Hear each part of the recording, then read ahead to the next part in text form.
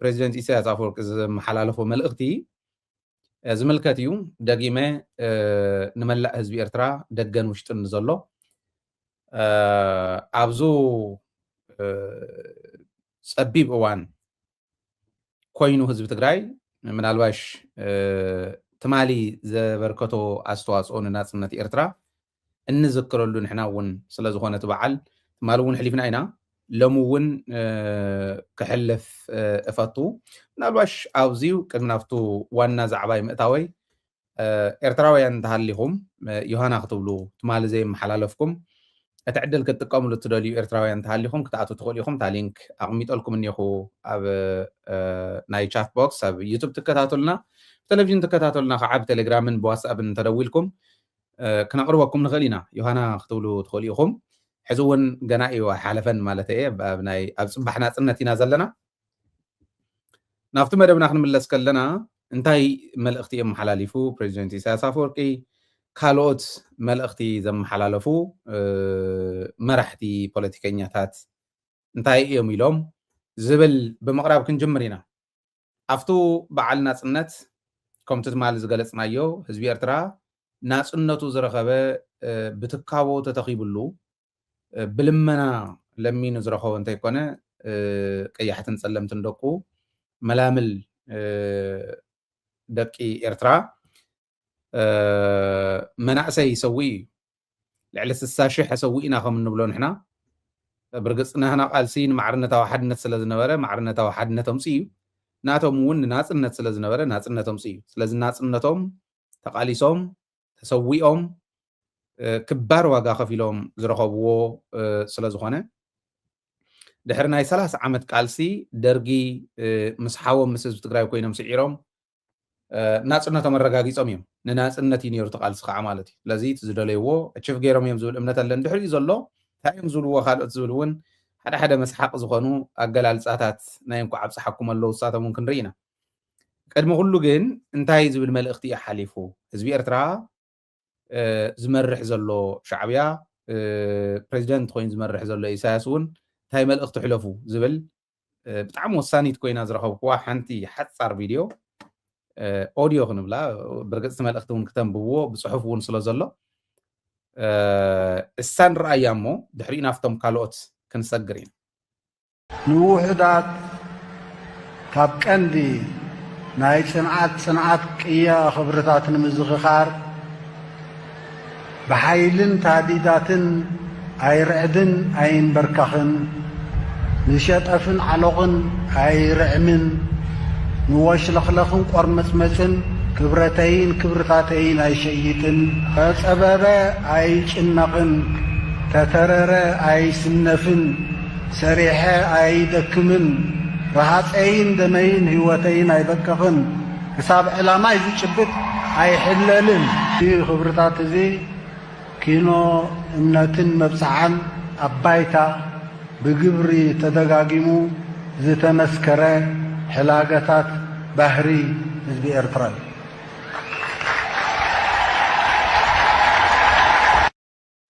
ናብራሽ ክደግመልኩም እየ ተን ቃላት ምልእቲ ነታ ኣፍታ መድረኽ ዝተገለፀት ናይ እንኳ ዓብፅሓኩም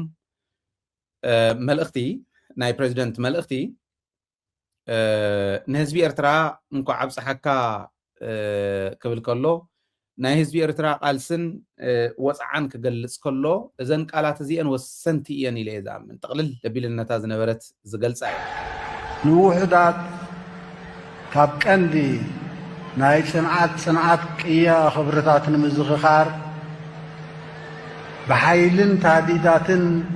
ኣይርዕድን ኣይንበርካኽን ንሸጠፍን ዓሎቕን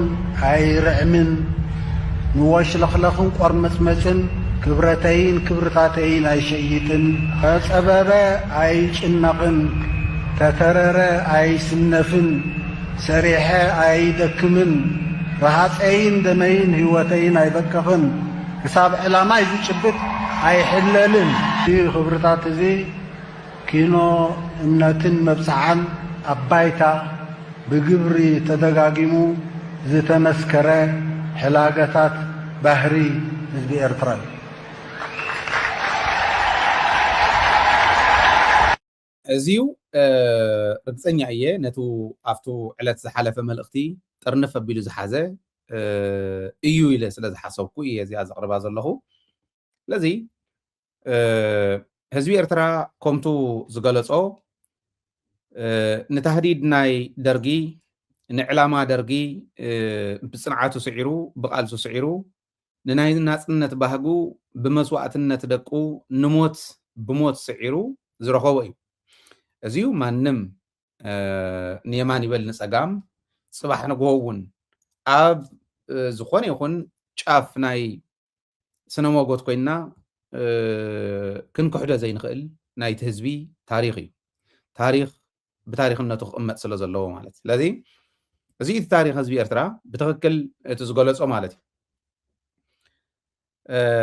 ህዝቢ ኤርትራ ደገን ውሽጥን ዘሎ ታሪኹ ንኣሃና ሕዚ ንኣብነት ናይ ተጋሩ ስሕተት ኢለ ዘቕምጦ ካብዚ ክንመሃሮ ዘለና ታሪክና ዘበላሽው ንኣብነት ናይ ሓውዜን ኣብ ልዕሊ ህዝቢ ትግራይ ህዝቢ ሓውዜን ዝበፅሐ ጨፍጫፍ ናይ ሓውዜን ሓሶት ተጋሩ ናይ ተጋደልቲ ትግራይ በቲ ግዜኦም መበላሾም መንበር ፀይቆም መንበር ታሪክ ኣዛዊዖም መንበር ኢሎም ዝዛረቡ ፀረ ህዝቢ ትግራይ ዝኾኑ ግን ትግርኛ ዝዛረቡ ኣብ ዘለውሉ ህዝቢ ትግራይ ልክዕ ከምቱ ንህዝቢ ኤርትራ ዝወፅሖ ዝነበረ ወፅዓ በፂሕዎ ተጨፍጭፉ ናይ ደርጊ ተሃዲድ ክጭብጦም እየ ከም ጎማ ከንፍሶም እየ ዝብል እዩ ነይሩ ህዝቢ ትግራይ እውን እቲ ሕትኡ ኣመሊሱ እዩ ሽዑ ህወሓት ሕቶ ህዝቢ ትግራይ መሊሳ እያ ኣብቲ እዋን ሕቶ ህዝቢ ትግራይ ማዕርነታዊ ሓድነት እዩ ነይሩ ማዕርነታዊ ሓድነት ከዓምፅያ እያ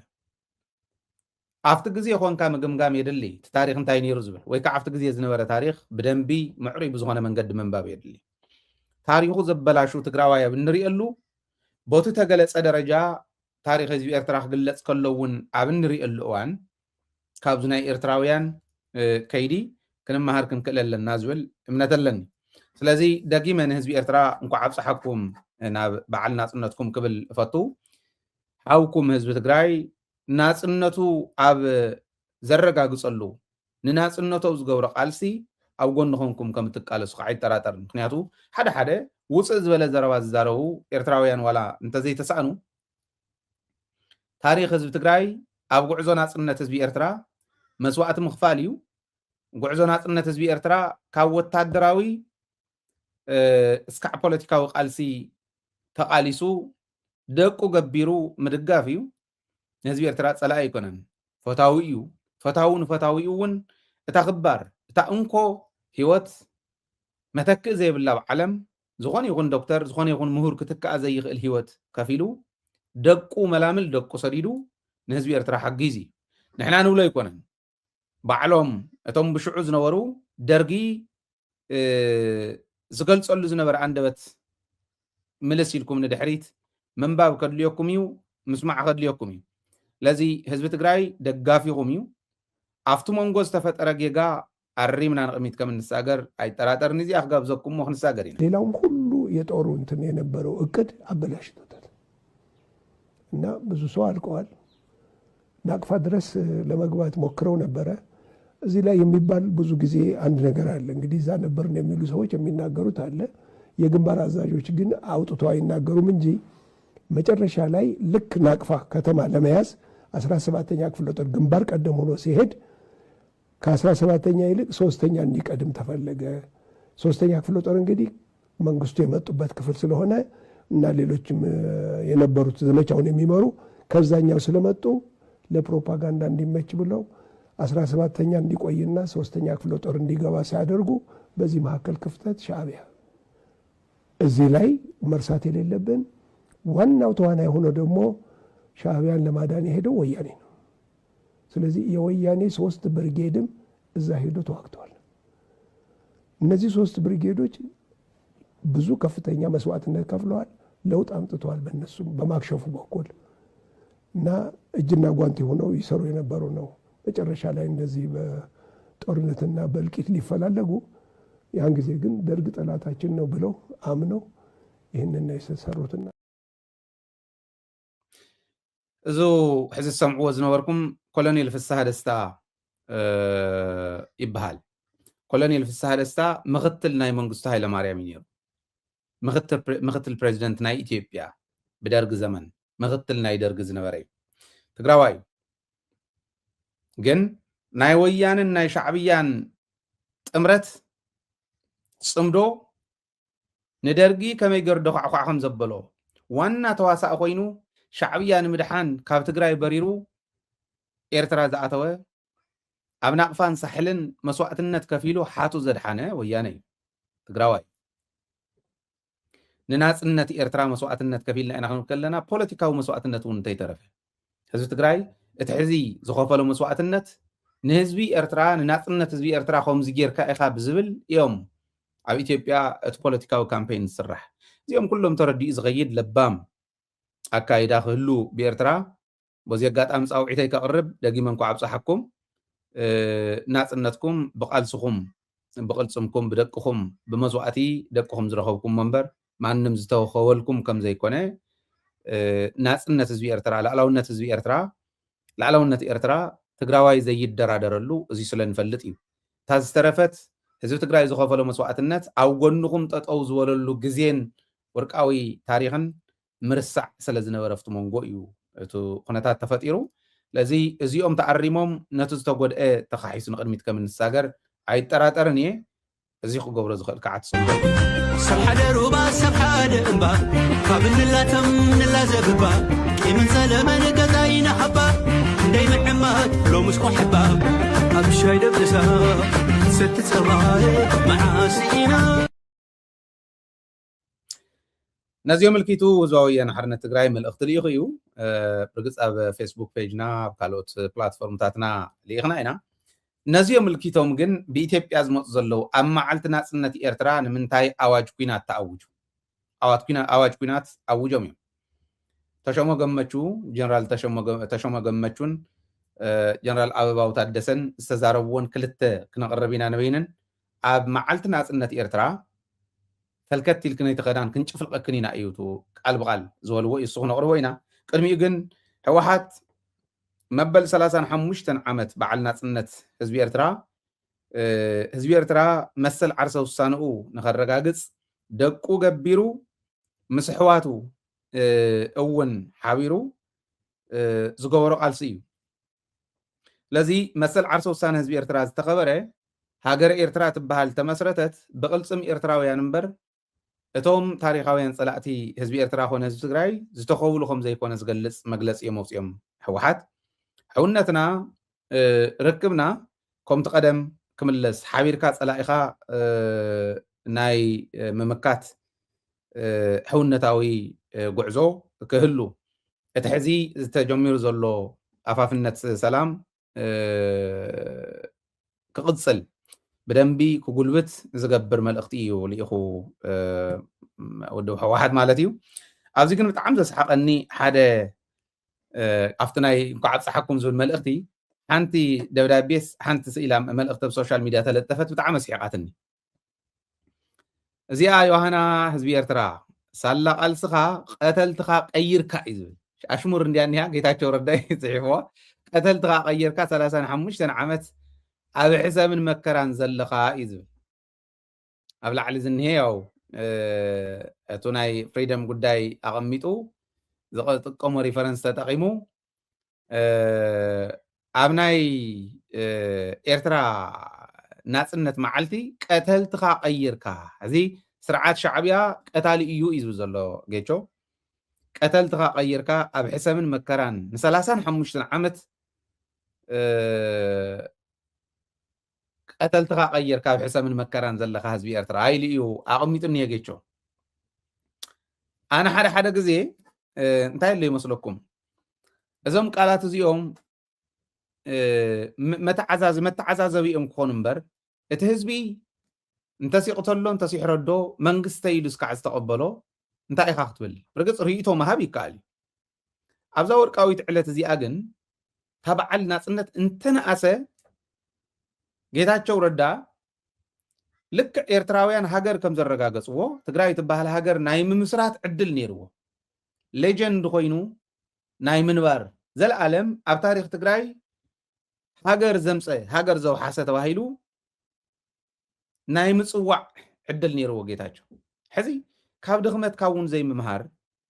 ሰብ እንታይ ይብለኒ እውን ዘይምባል እያ እምበር እዚኣስ ኣይተድልን ነይራ ባህል እየ ንናጽነትካ ተቃሊስካ ናብ ባርነት ቀይሮሙልካ ኢሉ ከቕምጥ ከሎ ፖለቲካዊ ኣፈላላይ ኣለዉ ኤርትራ ንፈልጦ ኢና ሻዕብያ እውን ንኤርትራ ካብቱ ሕዚ ዘላቶን ላዕሊ ከልምዓ ይኽእል ነይሩ ዝብል ኤርትራውያን ጥራሕ ኣይኮነን ንሕና እውን ንብል ኢና ፖለቲካዊ ቅዋሞም ትክክል ኣይኮነን ኢልና ክንከድ ንኽእል ኢና ናይ ሕገ መንግስቲ ጉዳይ ናይ ፖለቲካዊ ስርዓቶም ምስ ኩሉ ክንብል ንኽእል ኢና ብቐዳምነት ዝምልከቶን ኤርትራውያን እዩ ከም ሓት ከም ጎረቤት ንዓና እውን ይምልከተና ይኾን ሰላማዊ ዝኾነ ከባቢ ንምፍጣር እውን ንዓና ይምልከተና ይኾን ርእቶ መሃብ ይከኣል እዩ ርእቶ ክህብ ከለኹ ግን ኣፍታ ወርቃዊት ዕለት ኣፍታ ዝሕጎሰላ ዕለት እዚኣ ኣይመሃብኩና ንጌታቸው ምኽሪ እንተኾነቶ ኢለ ምክንያቱ ትልውጦ ነገር የብላ ናብ ባዕሉ ናብ ጌታቸው ግን ንመልስ ሳስኪ ምክንያቱ ኣነ ከዓ ዘግድሰን ልክዕ ኤርትራውያን እዩ ዘግድሶም ሞርካባ ኢለ ናይ ኤርትራ ጉዳይ ከም ዝገድፎ ንዓይ ከዓ ስለ ዝኾነ ዘምልከተኒ ናይ ትግራይ ጉዳይ ጌታቸው ዘይሰርሓሉ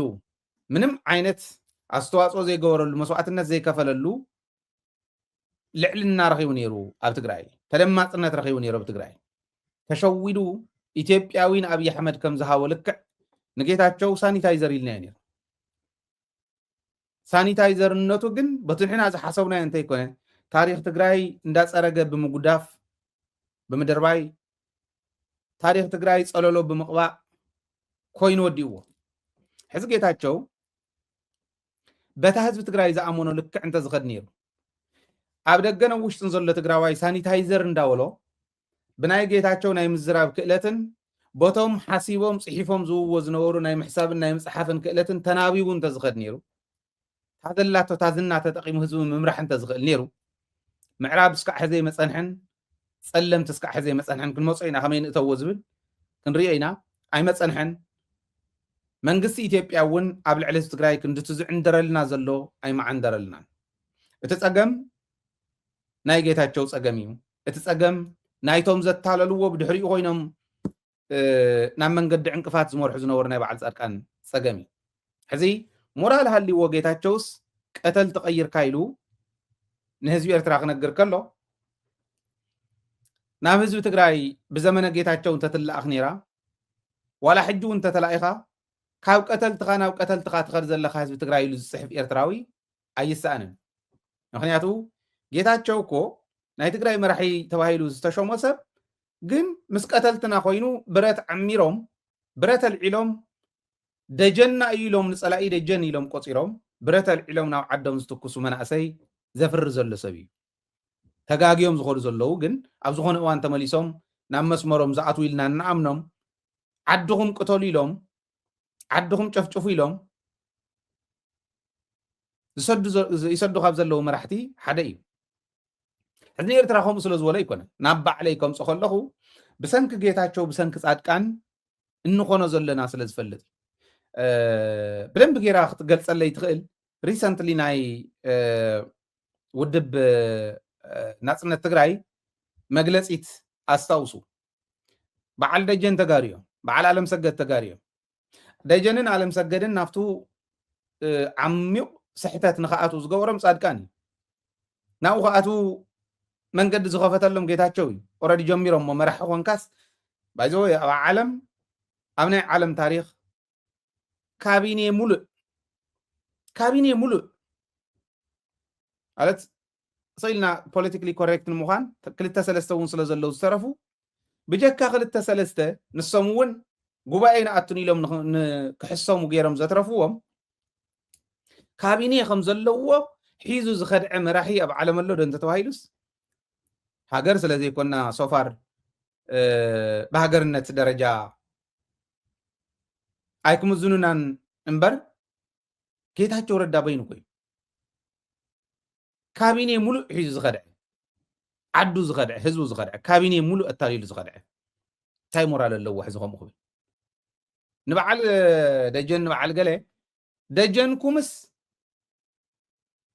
ብልፅግና ኢሉ ወሲዱ ዘታለለ እኮ ጉጅለ ጻድቃን ጉጅለ ጌታቸው እዩ ምናልባሽ ኣነ ካብ ዝገልፆ بتعم تمشوت النجلال أنا ودب ناصرነት ትግራይ ትግራይ የለን ኒልካ ብፖለቲካው ቁዋምካ ኣብ ትግራይ ሓደጋ ኮይኑ ኒልካ እንድትኣምን ኮንካ ብመንነትና ከም ተጋሩ ወጥፈና ዝደሊ ሓይሊ ጽንተት ዕቁባ ኹን ኣይኽእል ዞም መራሕትና ነበር ናብ ደንበ ጽንተት ስለዛእቶይ ናብ ደንበ ኢትዮጵያ ስለዛእቶይ በዚ ምክንያት ናና ከቢድ ፈተና ኮይና እዚ ከቢድ ፈተና ንምፍታሕ ንውሕ ዝበለ ስራሕቲ ኢና ስራሕና ጥሕና ናጽነት ትግራይ ቃለሰሎ ኺልካ ግን ናብ ደንበ ጽንተት ዝኸዱ ነውራማት መራሕቲ እዮም ገጢሞም እሞ ብስምና ከዓ ማለት ኣብይ ኣሕመድ ናይ ዘመንና ሂትለር ምስ ሂትለር እዮም ሰርሑ ዘሎ ዘም ኣካላትያቶም ምስ ብልጽግና ንሰርሖ ፖለቲካ የለን ኣፈላልያና ናይ ሓሳብ ኣፈላላይ ኣይኮነ መንነታዊ ረፅም ኣሎ ንህላውና ንገብሮ ቃልሲ ኣሎ ኣንጻር ህላውና ስለ ዝኾነ ኣካል ጽንተት እዮም ኮይኖም ዘሎ ዘም ኣካላትያቶም ማለት እዩ ንርድኦ ብዙ ኻና ንቃለሱ ብመጠን ንፖለቲካ ዝበቅዕ እውን ኣይኮነን ካብ ሞራል ንታሕቲ እዩ ካብ ሰብኣውነት ንታሕቲ እዩ ሰብኣዊ ኣተሓሳስባኻን ሞራላዊ ክብርካታት ገሲስካን ኣራጊፍካን ኢኻ ናብዚ ካምፕ ዝኣቱ ፀረ ሰብ ዝኾነ ስርዓት ንዝኾነ ፖለቲካ ሒል መቃልስም ክኾን ይኽእል እንኳን ናጽነት ዝኣክል ናይ ብሔርተኛታት ምትኻብ ውድብ ናጽነት ናይ ፃዓዱ ብሔርተኛታት ምትኻብ ንዞም ኣካላት እዚኦም ፍጢርናዮ ዘለና ኣብ መንጎ ፃዕዳ ባንዳን ኣብ መንጎ ፃዕዳ ብሔርተኛን ዘሎ ቃልሲ ንሳቶም ክውዕሉ ወዚሓፈሩ ንሕና ክንገልፆም ክንሓፍር ንኽእል ፃዕዳ ባንዳነት እዚ ሕዚ ብዙሓት ሰባት ናብ ፃዕዳ ባንዳነት ዝቐየረ ናይ ጻድቃን መስርሕ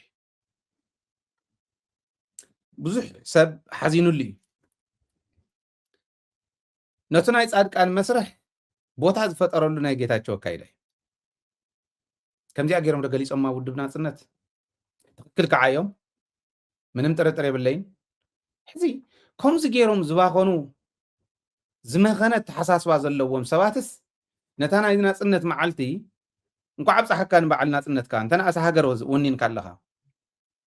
ኢሎ ክንዲ ምጽሓፍ እዚኣ ምባሉ ትመልእኽትስ ካብ መራሕቲ ጽበ ኣይኮነን ክብል ደልየ እምበር መሰሉ እዩ ዝኾነ ነገር ንምባል ግን ንዓይ ዝርዳእኒ ትክክል እዩ ህዝቢ ኤርትራ ይዓበየን ባሕሪ ኣለዎ ልዕሊ 1,000 ኪሎ ሜትር ወደብ ኣለዎ ክዓቢ ይኽእል ነይሩ ትክክል እዩ ሪሶርስ ኣለዎ ተፈጥሮ ሃፍቲ ኣለዎ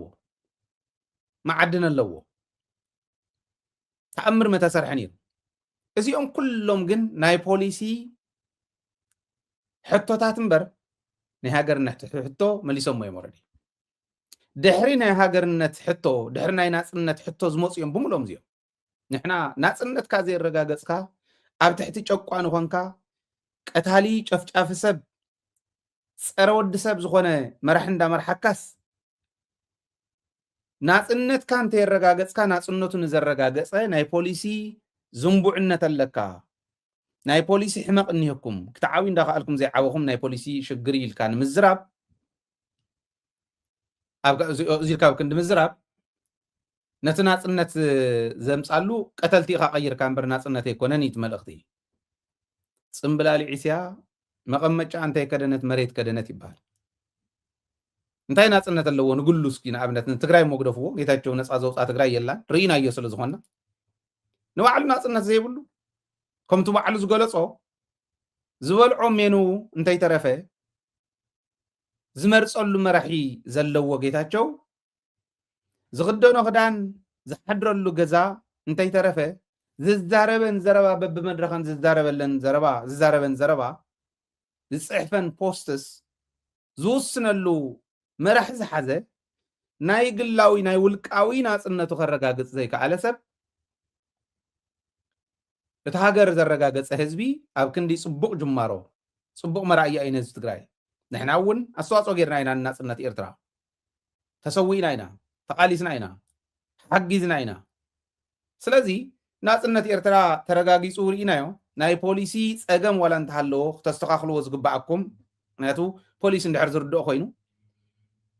ንሱ ዋላ እንተሃለወ ናጽነትኩም ግን ኣረጋጊጽኩም ኢኹም ናጽነትኩም ብቕልጽምኩም ምርግጋጽኩም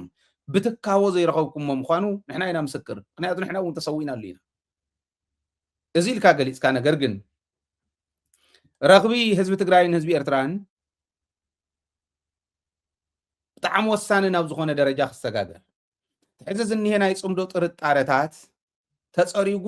እንዳበርሀ ሓድነትና እንዳጠንከረ ክኸይድ ናይ ቅድሚ ሕዚ ዕሽነትና ምብላዕና ምትኳስና ኣብ ቦርደርና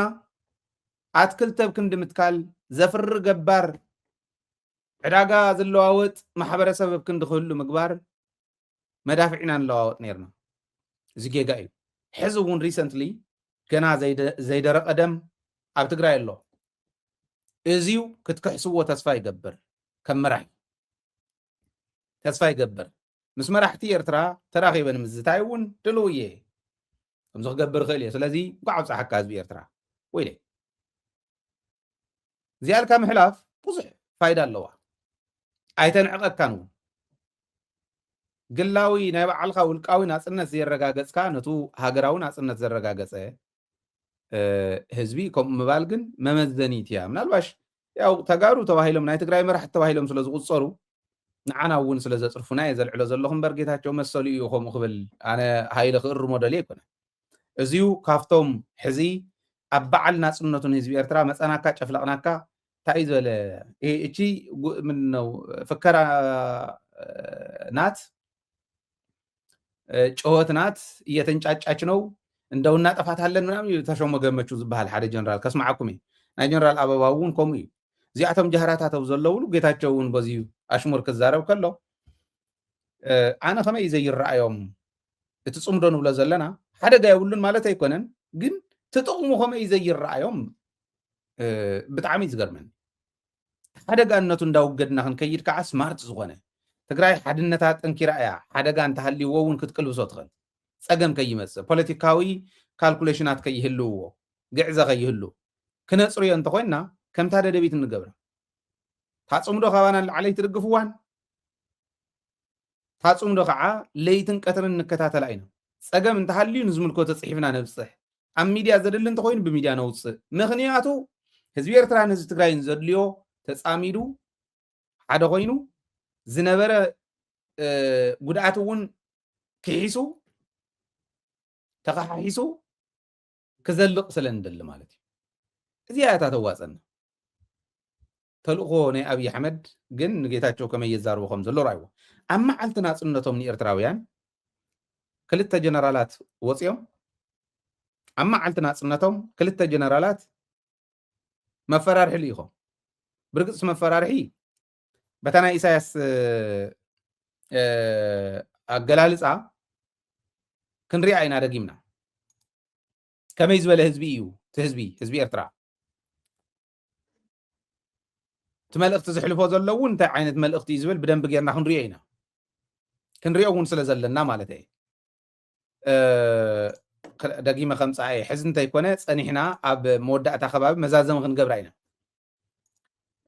መወዳእታ ክብል ከለኹ እቲ ናይ እቶም ጀነራላት ክነቕምጥ ከለና ባዕሉ ክምልሰሎም ክንገብር ኢና እንታይ ይብሉ ይመስለኩም አበባው ዝብሎ ጀነራል አበባው ዝብሎ የባህር ጥያቄያችን ስናቀርብ የባህር ወደብ ጥያቄያችን ስናቀርብ የሚንጫጩ ሰዎች አልታጡም። አሁንም እንደተንጫጩ ናቸው። እንደተንጫጩ ይቀርዋታል እንጂ እኛ ተዘጋጅተናል። ቃል በቃል የዘንብብ ዘሎ እኛ ተዘጋጅተናል። ለሞት ራሱን ያዘጋጀ እብድ መሞቱ አይቀሬ ነው። ሞቱ የቀረበ አውሬ ሞቱን ማፋጠን የግድ ይላል። ይሄ ደግሞ የኛ ታሪክ ነው ይብል። አበይ ዝሰርሖ ታሪክ ከም ምዃኑ ይፈልጥ። ምክንያቱ ኢትዮጵያ ትግራዋይ ዘይብሉ ገጢማ ስዒራ ይትፈልጥ። ዋላ ትሕዚ ዝገጠሙልና ንዓና እታ ዘፅንሕዋ ተኣክል 8 ወርሒ ዝወሰደት እታ ስዕረቶም 8 ወርሒ ንክትወስድ ዝገበራስ ኤርትራውያን ተዘይኣቱ ናይ 2 ናይ 3 ሰሙን ከም ዝነበረት ባዕሎም እውን ይዛረብዋ ነይሮም። ኣብይ ኣሕመድ ወፂኡን ተዛሪብዋ ዘንድሮ የኤርትራ መንግስትና ህዝብ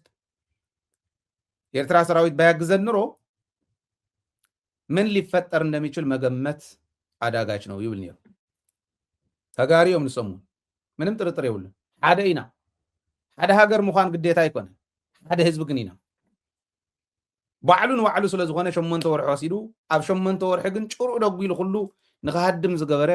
እቲ መሰረት ስልጣነ ኮር ስቴት ዝበሃል ናይ ትግራይ ሓይሊ መን ምዃኑ ይፈልጦ እዩ። እቲ ኤርትራ እውን ከመይ ምዃኑ ይፈልጦ እዩ። ምክንያቱ ደቂ ደርጊ እዮም ዝዛረቡ ዘለው። ደርጊ እዮም ባዕሎም ቶም መማኸርቲ ندرجي إرترا ونتاي كم زجورته مسحوا مسز بتجراي مسحوا مسز بتجراي كون هزب إرترا كم يكم زجور يفرط أيوه بعلو تمخت الدربوني زارو خمسة ورا مالتي سلزي أبا كم زي مبالو أي جرمنن مخنياتو درجو ونكو اسكعتنا يمود داتا اسكعتا مود داتا كم يجروس تنعقل زارب كم زنبره النفلت أيوه اسكع حزون زلوا فيديوهات سلو زلوا شيح عمد كانوا واقع أمبر من مزيان فحتر طري لنا بزوج صحيح بلنا يبلني أبي أحمدون كم قال بقالي دقي مواعيد شيء عمد إنه واقع لنا نجي يمي عمد دقري بتأمنجا يمي عشان فني يلم يبلله قال بقال بارلمان زولي إزيبلو جنراليو أما علتنا سنة إرتراء يقوم إلو أما علتنا سنة إرتراء خم مبال نيرتراء عند حرتي مرسوم دو نتزنيه صم دو ندحرتي مرسو أما نقول بتقرأين هذي إرتران آتيوم صم دو بتأتي صم كدربي يقول دو أنت سنيفنا تككل خجور خوليا أنت سنيفنا وحلول زخانة مريحنا تتغير اللو صم دو جن كجور ويا يقولن نرأيه زي أخمل لسأتانا يصم دو أنت هاي يولي مسلوكم تشوما جمّتشو زبال بايدوي مروخي تشوما جمّتشو مروخنا يحوحاتي جنرال تشوما جمّتشو جنرال أبو باوكعة حوحات بابايلا حذيلا تطون دات أوت زوصلتي إزي أنا يكون كنيلي تقارل توزين انترفيون دا قبرنا غلطشن إسران أبو باو تطون دات وانا خاب زوصلنا يمنا إهدن تقالس تحدي حذيلنا ديساباتنا يما يكونن تطون دات وانا إنا وسيدنا يوم يبلو تم تقارلتي قال بقال زفلتوه ندوم حالة تاريخ نجيرم واللي يزبحال واللي يلوم زغنت أهادو مصريتهم توم إيدن دبرة تاور مسوس حس كيلو قط أميلهم تقارلت انتهاليهم أرمنا أنا مقرام دسيز بلن نحر تقاقي أب دبرة تاور كباب مسوس حتى أو مسكونة عين غدن الوهم الله اشتوى هيلو وانت أو مستبحله تحار بلو دا عقام تسقعت كل قال دا نبعتها تنبر توهيلو تقارا لا ينقدميت مخار مسجمر بلو محاز توهيلو حدا زغونه بوتا توهيو تقارلت انتهاليهم اتو لينكو نقميت لكم سلازلغو كتقلص تخوليهم ولا ناي إرترا ولا ناي تقراي ازي تفلطوا مالتي افتو زنيهون كتزارو تدليو توسن حساب كتحلفو تدليو ولا يوهانا خطولو تدليو تاعت تخوليهم لينك قميت لكم اللهو حزي زغونه بوتا هيوم ممس واللينيات بحالتا اهادو لما بدحريت جن شفان هاوم توهيلو ناي تقراي تقارلت قعب دحريت شفان كهو تقميتو تح مستجمر قريفهم مهاريمو هاديمهم بقى تدفع قديفهم هاديمهم من دحري تموصص نزوم بدحري شفان كهوز توهالو تقارل تقراي حليفهم مخد ويا خوينو مالت دا حر مكرنيا تقراي تقرالاي تقراي اتيو نتا دفع سيرو ندرق دمسيسو دا حر تايولو اب زخونه بوتا خايدوم شرتتي حزوم تقارلتي بزخونه مغبي بويزن غلغاطيمو واللين حزني يبلو مالتي شعو واللين حزني እና ዋልልኝ ሒዝን ማለት የጓየን ሎ ማለት ይኻሊ ተአምር ይውል ከምዚ ይብልዎም እዚኦም በዓል አበባዊ መጽሐፍ ግን ጽሒፎም እዮም ዘይናቶም ታሪክ ምውሳድ ናቶም ስለ ዝኾነ የብአዴን ታሪክ ዝብል መጽሐፍ ኣነ እውን ተዓዲመ ተረኺበሉ ነይረ ኣብቲ ዝነበር ኩሉ ከባቢ እቲ መጽሐፍ ክምረቕ ከሎ ነይረ ኣነ እውን ተረኺበ ነይረ ኣብ ከባቢና ክምረቕ ከሎ ክሽየጥ ከሎ ለዚ የብአዴን ታሪክ ዝብል ከም ዘለዎ ናይ ሕወሓት ታሪክ በቃ እቲ ታሪክ ንሶም ከም ዝሰርሕዎ ኩሉ ደርጊ ከም ዘሽነፉ እዮም ጽሒፎም تنبوه تخليهم المصحف anyway ازيول أبابكم إيه تشمعهم مشوا مروقي حزقامي كم زفكر رأي فيديو خريجكم إيه رأي واضح هي حساب عندنا تجابي حساب نومان ساترشوا إيش حساب يعني هل لإثيوبيا أسجي حساب كبار حساب عدلتشم هاتسوم ده تقول حساب أسجي حساب كبار حساب عدلتشم يزوجله نرأيس ناي فرح خمس يوم كجاتنات كجاتوا የኢትዮጵያ ሉዓላዊነት የምትዳፈር ሐሳብን ያነገደች ቅየት ናት ናይ ኢትዮጵያ ሉዓላዊነት ዝሓዘለት ሐሳብ ዝሓዘለት ሕልሚ እያ ኢልዋ ሉዓላዊነት ኢትዮጵያ ብመንግስቲ ኢትዮጵያ ይተደፊሩ ሉዓላዊነት ኢትዮጵያ ደፊሮም ኣትዮም ኤርትራውያን ኣውፅዎም እንዶ ክንብል ከለና ታዩልና ነይሮም ሲልኩም የኢትዮጵያ ሉዓላዊነት አልተደፈረም ኤርትራ ለድህነቷ ስጋት ስለሆነባት ወያኔ ስጋት ስለሆነባት ነው የገባችው ይለው አሁን የኤርትራ ብቻ ሳይሆን የኛም የደህንነት ስጋት ነው የኢትዮጵያ መንግስት። ስለዚህ ኤርትራ ብቻ አይደለም ሌላ ሀገርም ቢገባ ለደህንነቱ ስጋት ሆኖበት ነው። ሉዓላዊነት የተደፈረ የለም። ይሄ እንደሚመጣ ማወቅ ነበረባችሁ ነው መልሴ። ለነገሩ ግን እንቀጥል። ክብረ ነክ ናት፣ አሳፋሪም ናት። እቺ ሐሳብ የተጠነሰሰችውና እየተሰራች ያለችው የመጀመሪያው በቀንበሩ ይጫንብን፣ ቀንበሩን ከጫናችሁብን እኛ ማረስ እንችላለን፣ የኢትዮጵያን ሰላም ማወክ እንችላለን ብሎ ጫንቃቸውን ለፈርዖን ቀንበሩን ጫንብን ብሎ ለሰጡ የዚሁ የምድራችን ጉዶችና ከዛም ባሻገር አካባቢው ላይ ባሉት ስብስብ የተፈበረከች ሐሳብ ናት። እዚ ካብ ኤርትራ እውን ርሕቅ እዮም ዘብልዋ ባይዘወይታ ናይ ጽምዶ ታጽምዶ ዋናስ ፈርዖን እዮም ግብፃውያን እዮም እንዲህ ዝብል ዘሎ ክብረነክ እውን ኢሉ ነይሩ ከታ ቃል ከይሓልፋ ባይዘወይ ከኢትዮጵያ መንግስት ባለስልጣናት በላይ ክብረነኮች የሉም፣ ክብረ ቢሶች የሉም። እና ስለ ክብር እነዚህ ሰዎች መናገር የሚችሉ አይመስለኝም። ከምዚ ኢሎም ክዛረቡ ዝኽእሉ አይኮነን። ሕዚ ፈርዖን እዮም አዘዝቲ የምድራችን ጉዶች ዝብሎም ዘሎ እትወርዑ ትስቀሉልና እሞ ንዓና ሕረስና ዝብሉ ኣብዚ ከባቢና ኣለዉ ኢሉ ኤርትራ እውን ሓዊሱ ተጋሩ ካልኦት እውን ሓዊሱ ይዛረብ ዘሎ ሓደ ሙሩኽ ጀነራል ሞራል አልባ ወፂኦም ኢሉ ክዛረብ ከለካ ምስማዕን ላዕሊ ዝሕፍር የለ። ባለቤቱ ግን ሌላ እንደሆነ ባለቤቱ የዚህ ጉዳይ አባት አያት ሌላ እንደሆነ በደንብ እንዲያውቁና ግንዛቤ እንዲኖራቸው ሰፊ ስራ ተሰርቷል። አሁንም እየሰራን ነው። ይሄ አንደኛ ግንዛቤ እንዲኖራቸው፣ ሁለተኛ ከዚህና ከዚህ ሐሳብ ጋር የሚያዝ ጉዳይ ነገ ሜጀር የሚያስወስድ ጉዳይ ቢነሳ የማንንም ፈቃድ መጠየቅ እንኳን ባያስፈልግ ወዳጆቻችን አብረውን የሚሰሩ ሰዎች የውጭው ሰዎች ይሄን ሐሳብ እንዲገነዘቡ ማድረግ ተገቢ ስለሆነ በሚገባ ሐሳቡን እንዲገነዘቡት ምን ማለት እንደሆነ በዚህ እንዳይደናገሩ በተለያዩ ዜናዎች እንዳይደናገሩ ራሷ ቡድናም በምትሰጠው ንድፈ ሐሳቧ ይሄ ነው ምናምን ብላ በምትሰጠው ጉዳይ እንዳይደናገሩ ሰፊ ስራዎችን ተሰርቷል። እቺን ቅጀት ወደ አንቺ ዝብላ ዘሎ ማለት ብጓል ገይሪ ይጽዋዕ ሙሩኽ ማለት ካልኣይ ክማረኸ ይክእልን ከምልጥ ክእል እየ ኩሎም ጀነራላት ኢትዮጵያ ኣብ ወፃእ ገዛ ገዚኦም እዮም ምህደም ገዚኦም እዮም ባይዘው ምህደም ገዚኦም እዮም ትዝግብርዎ ዘለው መንእሰይ ካሊእ ተሪፉስ ምልሻ ምሓራ ሓሊፎም ክመፁ ዘይከኣሉ ጀልፋፍ ወዲ ጀልፋፍ ክጀሃሩ ከለው ካብ ምርኣይ ንላዕሊ ዝሕፍር የለን። ግን ትዝገርም ኣብ ቅድሚኡ ከፍ ኢሉ ዘሎ ትግራዋይ እዩ ባንዳ ትግራዋይ ነይሩ ቀደም እውን ሕዚ እውን እኒሄ እዩ ትዝሓቶ ዘሎ ትግራዋይ ግን ንቀደም እንዶት ናይ ኣምሓራ ምልሻ ሰዓሩ ናይ ኣምሓራ ፋኖ ሰዓሩ ነዚ ዘይሰዓርካ ስለ ትግራይ ስለ ኤርትራ ምውራይ ትትምክሕትስ ሰኢሉ እንተንኣሰ ሰብ ይዕዘበና እዩ ዘይብሉ ምዃኖም ዝገርመኒ ዝገርም ግን እንታይ ዝብለው እዚ ክትሕዝዎ ጽምዶ ሉዓላውነት ደፊሩ እውን ኢልና ሓንቲ ወይ ንርእዮ ስጉምቲ ክንወስድ ኢና እውን ይብል ኣሎ። ናይ ዲፕሎማቲክ ማሕበረሰብ ኣፍሊጥና ኢና ብዝኾነ ይኹን መንገዲ ስጉምቲ ክንወስድ ኣብ እንኽእለሉ ክንወስድ ከም እንኽእል ኣፍሊጥና ኢና ሽዑ ከይድንግፁ እቲ መግለፂ ኢና ናብ መሬት ክነውርድ ኢና እዩ ዝብል እንተሎ ናይ ሱዳን ጽምዶ ናይ እንዳርጋቸው ምስታፍ ገለ እውን የልዕል ንስማዕ እዮም መሬት እናወርዳታለን ብለው ስንዝር እንቅስቃሴ ቢያደርጉ እንደ ሉዓላዊ ሀገር ይሄ ተቋም ደግሞ በመንግስት ግዳጅ እንደተሰጠው ኃላፊነት እንደተሰጠው የኢትዮጵያ ሉዓላዊነት ለማስጠበቅ ስራ እንደሚሰራ አካል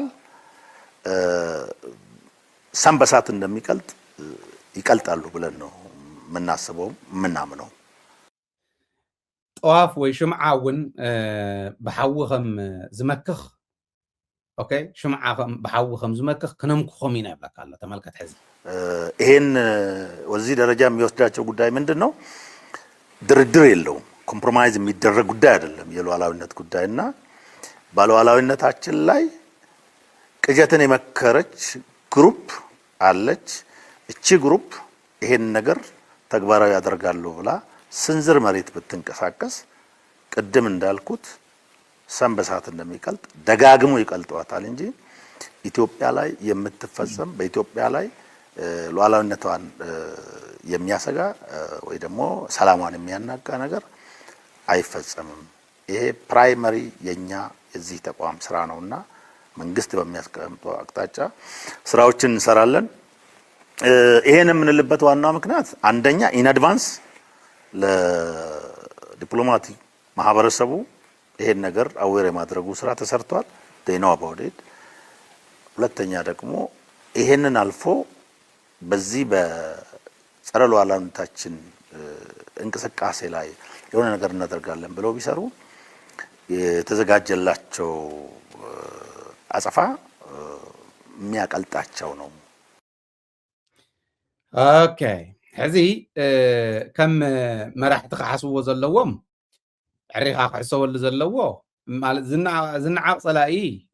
የለን ዋላ ትሰነፍ እውን ክትንዕቆ የብልካን ዝነዓቕካ የጥንስ ይብል ህዝብና ሒዞምዎ ዘለዉ ኬሚካል ቀዳማይ እውን ኣውፅአ እየ ካሊእ ተኣምር የብሎ ኣነ ነጊረ እየ ኬሚካል እዩ ኬሚካል ሒዘን ዝመፃ ግን ስእጁት ኬሚካል ብውሕጅ ኣይኮነን ዝመፅእ ኣበይ ኢንቨስት ክግበር ዘለዎ ወታደራዊ ሳይንስን ጥበብን ፈትፊቶም ዝበልዑ ጀነራላት ኣለው ይሕሰብሉ ባህሊ እየ ግን እንታይ ተዓዚብኩም ካብዚዩ ኢትዮጵያስ ባሕሪ ሕዲገ ብጉልበት ክወስድ እየ ትብል ዝነበረት ሉዓላዊነታችን ጥሰው ከመጡ ናብ ዝብል ተሳጊራ ኣላ ናይ ፍርሒ እዚ እውን ተዓጀብጆ ሉዓላዊነቶም ጥሒሰ ክመፅእ እየ ዝበለት ኤርትራ ሰሚዐ ይፈልጥና ሰሚዐ ይፈልጥና ኣይተባህለን እውን ነቱ ዘይተባህለ ከም ዝበልዎም ሲሎም በቃ እዚ ተኸላኺልና ኢሎም ክዛረቡ እንተኮይኖም ያው ትፍርሕኹም ብግልጽ እንተትገብርዎ በቃ ንሕና ኣይንኽእልን ፈሪሕና ኢና ስለዚ ተመሊስና ኣለና ገዲፍና የለና ክትብሉ ርግፀኛ እየ ብቀረባ እዋን ሰምዑ ሓደ ታሪክ ክነግረኩም ኢትዮጵያ ካብተን ሰለስተ ንሶማሊላንድ ክቕበልኣ ሃገርነታ ክቕበላ ዝተባሃላ ሰለስተ ሃገራት ሕዚ ካብ እስራኤል ቀፂለን ሓንቲ እያ ዩናይትድ ዓረብ ኤሚሬትስ እያ ሓንቲ ኮሞሮስ እያ ካልአይቲ ኢትዮጵያ እያ ሳልሰይቲ ሶማሊላንድ ይዘራረቡ ኣለዉ እዮም ወደብ ብሊዝ ክህቡ ብውሕድ ዋጋ ክህቡ ይዘራረቡ ኣለዉ ጅቡቲ ከይትዕንድር ጅቡትን ኤርትራን ብሓደ ኮይነን ዝኾነ ነገር ከይገብራ ዝብል ስኽፍታተ ዘይኮይኑ ካሊእ የብሎም ወዲኦም እዮም ክቕበልዋ እዮም እቲኣ ከዓ ክትቦም እያ ናብኡ ከይድና ኢና ነዚ ገፅና መሊስና ኢና ክብሉ እዮም ናይ ቀይሕ ባሕሪ ሕቶ ንሓደ ንመጨረሻን ግዜ ክገድፍዎ እዮም ስለ ዘይኽእሉ ትግራይ እውን ኣብ ቀረባ እዋን መሬታ ክተምልስ እያ ጥርጥር የብለይ ነው ከመይ ጌርና ዝብል ግን ክንመፆ ኢና እቲ ጃሃራ ማለት ታ ክንኣቱ ከለና ሰማዕናያ ናይ ኢሳያስ መደረ ትምልሳ እያ ዝብል እምነት ኣለኒ ንውሕዳት ካብ ቀንዲ ናይ ጽንዓት ቅያ ኽብርታት ንምዝኽኻር ብሓይልን ታዲዳትን ኣይርዕድን ኣይንበርካኽን ንሸጠፍን ዓሎቕን ኣይርዕምን ንወሽለኽለኽን ቆርመፅመፅን ክብረተይን ክብርታተይን ኣይሸይጥን ተጸበበ ኣይጭነቕን ተተረረ ኣይስነፍን ሰሪሐ ኣይደክምን ረሃፀይን ደመይን ህይወተይን ኣይበከኽን ክሳብ ዕላማይ ዝጭብጥ ኣይሕለልን ይህ ክብርታት እዚ ኪኖ እምነትን መብፅዓን ኣባይታ ብግብሪ ተደጋጊሙ ዝተመስከረ ሕላገታት ባህሪ ህዝቢ ኤርትራ እዩ እዚኣ ትምልሳ እያ ሕዚ እዚኣ ስለ ዘስጋኣቶም ኣብ ድሮን ኣብ ዋናን መዓልቲ ናፅነት ዘውፅዎ መልእኽቲ ምናልባሽ ንህዝቢ ኤርትራ እንድሕሪት ኣብ ክንዲ ክመልሶ ንቅድሚት ዕርዩ ጠንኪሩ ዝወስዶ ይመስለኒ ኢትዮጵያ ኣደብ እንተትሕዝ ነይራ ይትረፍዶ ንትግራይ ንኤርትራ ንጅቡቲ ንሶማልያ ንካሊእ እውን ኮንፌደሬሽን እንደንፍጠር ኢላ ናብ ሓደ ክተምፅእ ትኽእል ዓቕሚ ዘለዎ ዓዲ እያ ነይራ ብሪሶርስ ብተፈጥሮ እንተዝኾነ ኣብዚ እንተዘይሃሊ ግን ትርጉም የብሉ በዓል ከምቶም ዝረኣኹሞም ዝመርሕዎ ሰራዊት ኢትዮጵያ ምሩኻት እዮም ኩሎም ካብ ታሕትን ላዕሊ ተጃሂሮም ምሩኽ እንተተጃህረ እስካዕ ዝማረ ክደጊሙ እዩ ገዛ ስለ ዝሰርሐ ዱባይ ናብኡ እያ ክኸይድ ፕላን ስለ ዝገበረ ብጃህራ ብካሊእ እቶም ብፋኖን ብኻሊእን ዘውድኦም ዘሎ ከይኣኽልዎ ናብ ትግራይ ናብ ኤርትራ እንተፀጊዕዎምማ ዓዲ ተወዲኣ በልዋ ስለዚ ትግራይ እውን መሬታ ክትሕዝ ከላ ቀንጠብጠብ ዘይምባል ኤርትራ እውን ኣብ ዘይበደለትኩም ኣብ ዘይልዓለትኩም ዘይምልዓል ግርም መኾነ ዘይኮነ እንተዘይከኣልኩም ግን ምንም ክንገብረ ይንኽእል እንተዝኾነ ሓቢርና ክንሪኦ ኢና